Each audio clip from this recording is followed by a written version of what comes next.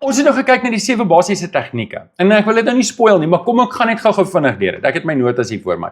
Die eerste een is, begin hier, aanvaar dat die Bybel is die woord van God. As ek nie daar gaan begin nie, gaan niks van die ander sin maak nie. Eerste basiese tegniek, die Bybel is die woord van God. Tweede basiese tegniek is, lees gestruktureerd. Moenie rond en bond lees nie. Natuurlik, as jy deur 'n boek is, jy het gehighlight, jy het jou verse uitgehaal, bekrap jou Bybel, bekribbel dit, en dan kan jy goed uithaal wat spesifiek op jou van toepassing is, vir nou. Volgende jaar lees jy dit weer, dan is daar ander goeters, maar jy begin nie daar nie, jy begin deur gestruktureerd te lees. Basiese tegniek nommer 3 is, ek moet die wat, wie, wat, waarom en wanneer antwoord. Vir wie's geskryf? Wie het geskryf? Wat het hulle bedoel? Wat het hulle verstaan? Gaan terug na daai video as jy dit gemis is. Waarom het geskryf? As ek daai vrae antwoord, het ek die konteks van die skrif en dit gaan vir my help om die skrif binne sy konteks te verstaan, dat ek nie de mekaar raak en dink dis eerste vir my geskryf nie, want dit is nie eerste vir my geskryf nie. Dis eerste van iemand vir iemand geskryf en ek moet my altyd vra, wat het die oorspronklike leser verstaan?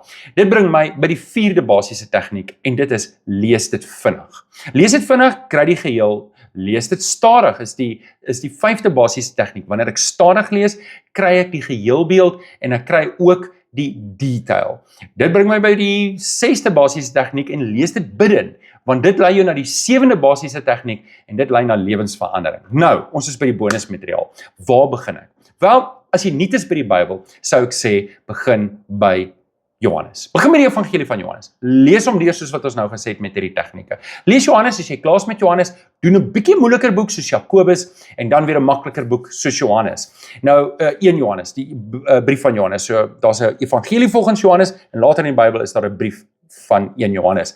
Saam met dit, lees elke dag 1 Psalm en 1 Spreuke. Gaan jou vinnig vat, omdat dit vat tussen 8 en 10 sekondes om 'n vers te lees. So, dis vir die beginners. As jy 'n bietjie gevorderd is, dan wil ek jou uitdaag, begin by Lukas, werk jy hele Lukas deur, dit gee vir die agtergrond van die evangelie, en dan doen jy Handelinge. Daarna kan jy Romeine doen en Hebreërs doen. Vir die van julle wat lus het vir die Ou Testament, ek gee vir jou, lees Genesis, Exodus, dis die begin van alles. Lees Rut vir 'n bietjie romanse, Job vir 'n bietjie drama, Rigters vir 'n bietjie aksie, 1 Samuel tot 2 konings vir geskiedenis, en dan so kan jy in die Ou Testament grawe en as jy wil, doen 'n tydlynstudie, skryf die tydlyn uit, doen 'n paar karakterstudies.